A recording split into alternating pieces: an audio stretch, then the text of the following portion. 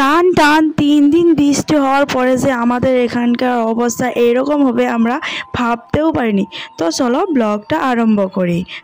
Hello বন্ধুরা, তোমরা সবাই কেমন আছো? আশা করছি তোমরা সবাই অনেক ভালো আছো।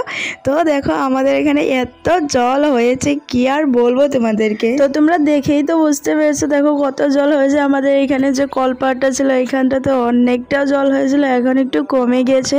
তো জল দেখে তো আমার মনটা অনেক ভালোই হয়েছে, কিন্তু একটা দুঃখজনক ব্যাপার হলো যে আমাদের এখানটাতে অনেক ধান ছিল, সব ধান ক্ষেতগুলো এখন জলের নিচে আছে। বেশি দিন জল থাকলে তো ধানগুলো পচে যাবে আর কাটা যাবে না। দেখা যাক জলটা কতদিন থাকে, তার জন্য তো সবাই চিন্তিত হয়ে আছে যে ধানগুলো যদি বেশি দিন থাকে পচে গেলে তো আর ধানগুলো কাটাই যাবে না। এই যে দেখো আমাদের বাড়ির উঠোনে কত খড়ি শুকা দিয়েছিল, সবগুলো নষ্ট হয়ে গেছে আর ঘর দুয়ারের অবস্থা নেই।